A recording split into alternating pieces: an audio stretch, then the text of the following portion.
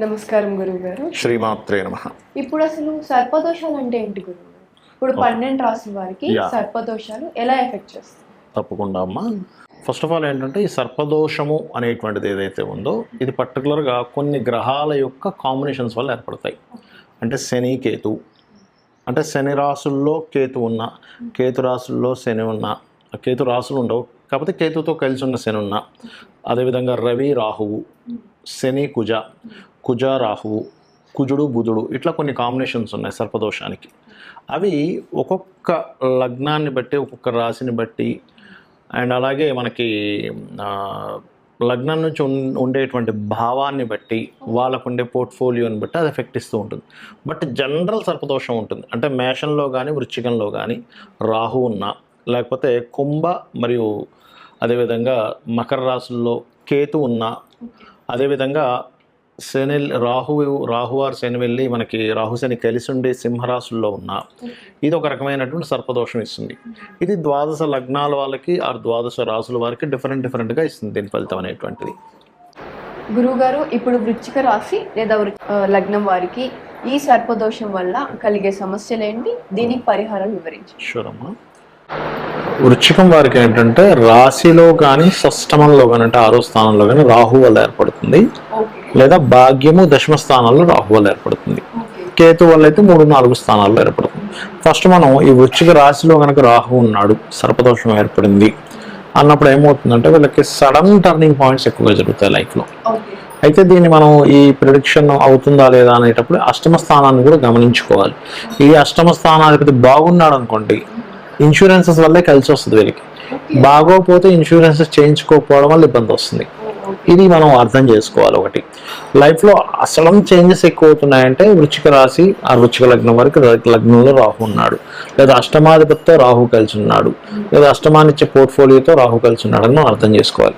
దీనికి మరి ఏమిటి అంటే అష్టమీ చంద్ర విభ్రాజ అలిక స్థల శోభితాయ నమః కానీ, లేకపోతే దత్తాత్రేయుడిది, లేదా ముఖ్యంగా సుబ్రహ్మణ్యేశ్వర స్వామి ఆరాధన, వీటి వల్ల మీకు ప్రభావం అనేటువంటి తగ్గుతుంది. ఇక 6లో ఉన్నాడు అనుకోండి మా రాహు, శత్రువులు పెరుగుతూ ఉంటారు. శత్రువుపై తనకి జయం కూడా ఉంటుంది, కానీ శత్రుత్వాలు కూడా అంతే పెరుగుతూ ఉంటాయి. సో అందుకని కొంచెం అర్థం చేసుకొని దుర్గా ఆరాధన చేసుకుంటే శత్రువు సంబంధించిన పెరగడం, శత్రువు వల్ల వచ్చే నష్టం తగ్గుతుంది. ఓకే, అలాగే మనకి భాగ్యరాహువు దశమ రాహు ఉన్నాడు అనుకోండి, అంటే కర్కాటకంలో 9వ స్థానంలో రాహు ఉన్నాడు వృశ్చిక లగ్నం వారు, వృశ్చిక రాశిలో జన్మించిన వారికి, లేదా దశమంలో రాహు ఉన్నాడు అన్నప్పుడు, 9వ స్థానంలో రాహు ఉన్నప్పుడు కొంచెం ఈ పడవ ప్రయాణాలు, నీటిలో ప్రయాణాలు, లాంగ్ జర్నీ చేసేటప్పుడు కొంచెం జాగ్రత్తగా ఉండాలి.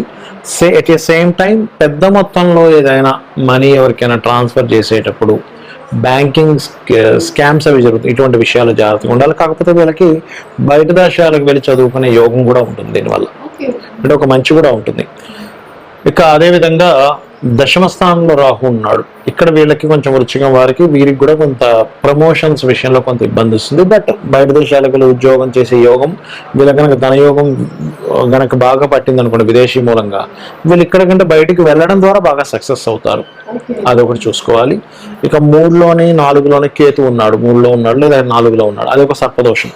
3లో కేతు ఉన్నప్పుడు పొరపాటును కూడా వీళ్ళు జాబ్ చేసే దగ్గర కొంతమంది అగ్రిమెంట్ రాసుకుంటారు, నేను 3 సంవత్సరాలు కంటిన్యూ ఉంటా, 5 years కంటిన్యూస్గా ఉంటాను.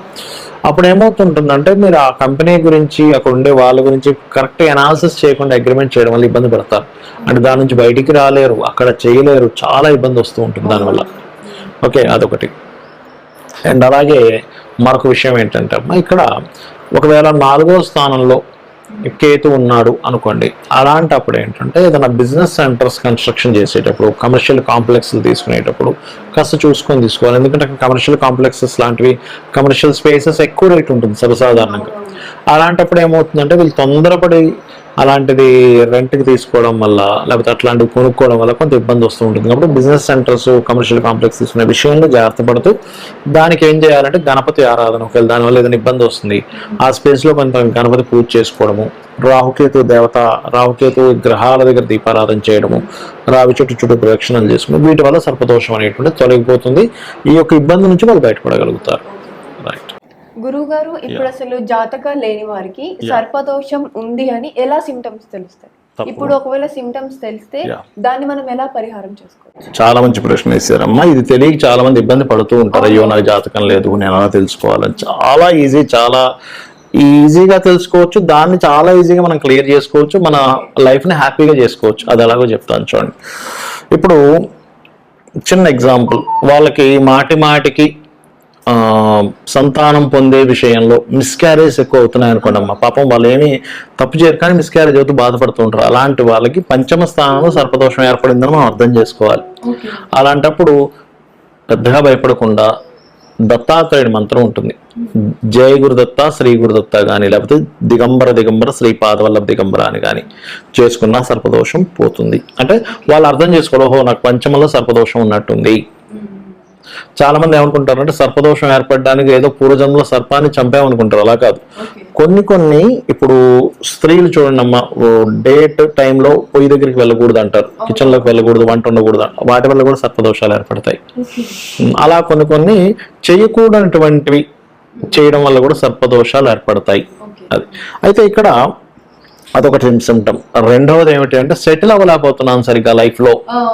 అంటే సింపుల్ మీరు అర్థం చేసుకోవాల్సింది ఏంటంటే, ఒకటి 10th లార్డ్ అయినా పాడై ఉంటాడు, దశమాధిపతి అయినా పాడై ఉంటాడు. దశమాధిపతి పాడైతే కొన్ని రోజులు మాత్రమే వాళ్ళు సెటిల్ అవ్వకుండా ఉంటారు, ఆఫ్టర్ దట్ సెటిల్ అయిపోతారు. కానీ సర్పదోషంలో కనుక ఏర్పడి మీకు దశమం పాడైంది అంటే అప్పుడు లైఫ్లో 40 years, 45 years, 50 years దాకా వచ్చేస్తుంటాయి, కానీ సెటిల్ అవ్వరు.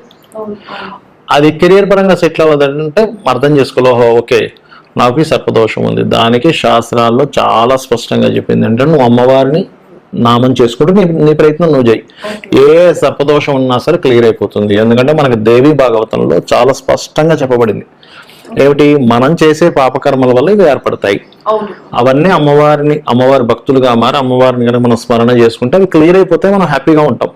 దానికి చాలా సింపుల్ గా సెటిల్ అవ్వట్లేదు, ఓం మాణిక్య మకుటాకార జానుద్వయ విరాజితాయే నమః, లేదా ఓం శ్రీమాత శ్రీ మహారాజ్ని శ్రీమత్ సింహాసనేశ్వరి నమః. ఇది చేసుకొని నాకేంటి అమ్మవారు ఉంది, నాకేం భయం, సర్పదోషం ఉంటే ఏంటి, ఏ దోషం ఉంటే ఏంటి అనుకుని మనం కనుక ముందుకు వెళ్ళగలిగితే సూపర్ గా కలిసి వస్తుంది. గుర్తుపెట్టుకోండి. అలా సెటిల్ అవ్వకపోవడం, లేకపోతే అతని లైఫ్ లో నేను చూశాను కొంతమందికి దాదాపు ఒక 20 ఏళ్ల వయసు నుంచి అతను వ్యాపారాలు చేయడం మొదలు పెడతాడు. 1 కాదు 2 కాదు, ఎన్ని వ్యాపారాలు చేస్తారు. ప్రతి 3 నెలలకి, ప్రతి 6 నెలలకి, ప్రతి సంవత్సరం ఒక వ్యాపారం మార్చేస్తుంటారు. ఏ వ్యాపారం కలిసి రాదు. అది కూడా సర్పదోషానికి ఒక సిమ్టమ్. అప్పుడు ఏంటంటే పర్టికులర్ గా ఇంద్రగోప పరిక్షిప్త స్మరతూనా భజంగికాయే నమః. మరి కొంతమందికి ఎప్పుడు ఏదో ఒక పెయిన్ఫుల్ గా ఉంటుందమ్మా వాళ్ళకి లైఫ్ లో. ఎప్పుడు చిన్నప్పటి నుంచి నాకు ఎప్పుడు ఏదో బాధేనండి అంటూ ఉంటారు. అలాంటప్పుడు ఏమిటంటే ఓం మధుసూదనాయే నమః అనుకోవాలి. మీరు గమనించవచ్చు, ఎవరికైనా బాగా పెయిన్ఫుల్ గా ఉందండి నా లైఫ్ లో ఎప్పుడు అనుకున్నప్పుడు వాళ్ళని చెప్పాలి, ఏమంటే మీరు మధుసూదనాయ నమః అనుకోండి అనగానే తెలియకుండానే వాళ్ళకి ఆనందం వస్తుందమ్మా.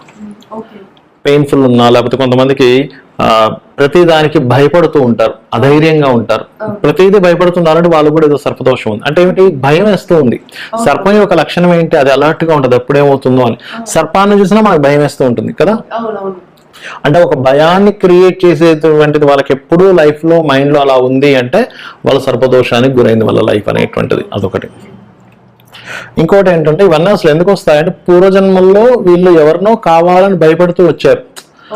ఆ యొక్క పాపం నీకు ఈ జన్మలో ఒక భయం రూపంలో వెంటాడుతుంది, అలా అనమాట.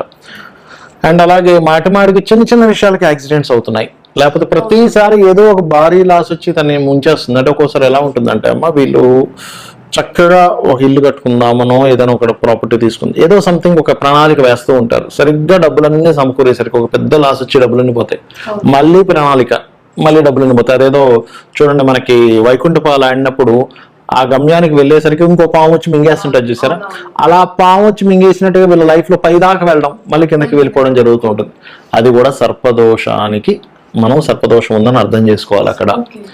అలాంటప్పుడు మీకు అంత పైకి వెళ్ళి మనకి మళ్ళీ డౌన్ అయిపోతున్నాము అన్నప్పుడు మనం ఏమైపోతాం, సర్వసాధారణంగా అలాంటి సమయంలో డిప్రెస్ వెళ్ళిపోతాడు మనిషి. ఇచ్చి నేనేం తప్పు చేశాను అంటే వీళ్ళకి తెలియదు కదా, ఈ జన్మలో నేను ఎవరికి తప్పు చేయలేదు కదా అనుకుంటాం. కానీ శాస్త్రం ఏం చెప్తుంది అంటే పాస్ట్ లైఫ్ లో నువ్వు ఏదో మిస్టేక్ చేసి ఉంటావు, అందుకు నేను ఇలా వెంటాడుతుంది. దీన్ని నువ్వేం కంగారు పడకు. లలితా సహస్రనామాల్లో ఓం అష్టమి చంద్ర విభ్రాజ అలికస్థల శోభితాయి నమః అనే నామం ఉంది. ఇది వెనక చేసుకుంటే నీ అప్ అండ్ డౌన్స్ అనేవి క్లియర్ అవుతాయి. అంటే సగం దూరం వరకు ప్రయాణం ఉంది, ఇంకొంచెం అయ్యేసరికి నేను చేరుకుంటాను సరే మళ్ళీ కింద పడుతున్నాను.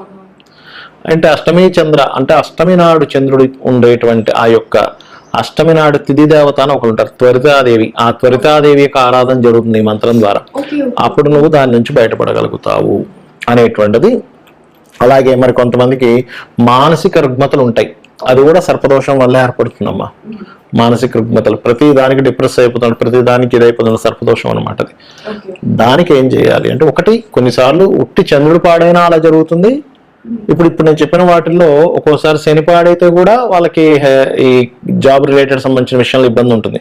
కొన్నిసార్లు బుధుడు పాడైతే వ్యాపారాల్లో కూడా కలిసి రాదు. ఇది కూడా చెక్ చేసుకోవాలి, శని పాడయ్యాడా బుధుడు పాడయ్యాడా, నిజంగానే సర్పదోషం ఉందా అనేటువంటిది. అయితే ఇక్కడ మనం జాతకం లేని వాళ్ళ గురించి మాట్లాడుకుంటున్నాం కాబట్టి కొద్దిగా ఈ రెమెడీస్ చేసుకుంటే కూడా బాగుంటుంది. అయితే ఇక్కడ మానసికమైనటువంటి రుగ్మతలు పోవాలి అంటే మెడిటేషన్ చేసుకోవడము, ఓం మనస్విని నమః అనే నామస్మరణ చేయడము, అదేవిధంగా బియ్యము ఇటువంటివి దానంగా ఇవ్వడం, అన్నదానాలు చేయించడము, ఇట్లాంటివి చేస్తుంటే మానసికమైన వికారాలు తగ్గుతాయి.